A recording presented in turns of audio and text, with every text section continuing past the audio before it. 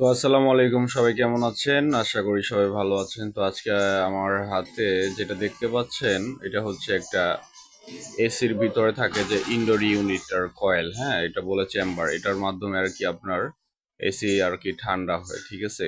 তো এটা আগে ঠান্ডা হয়, তারপর মনে করেন যে ফ্যানটা এটা দিয়ে আর কি পাস করে দেয় বাতাসটা আর কি।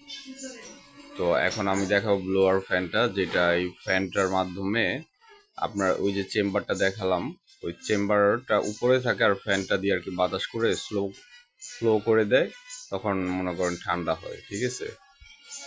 তো এই যে আপনি দেখতে পাচ্ছেন যে ব্লোয়ার ফ্যানটা ইনডোর ইউনিট আমি সার্ভিসিং করতেছি পার্ট টু পার্ট করে ডিভাইড করে আলাদা করে আর কি, যেন ঠান্ডাটা বেশি হয়, ঠিক আছে? ঠিক আছে, যে বেশি হয় এই কারণে আসলে সার্ভিসিং করানো হচ্ছে। তো আপনারা ইনশাল্লাহ দোয়া করবেন যেন নিত্য নতুন ভিডিও পেতে লাইক, কমেন্ট এবং ফলো করবেন, পাশে থাকবেন আর সাপোর্ট করবেন। আল্লাহ হাফেজ।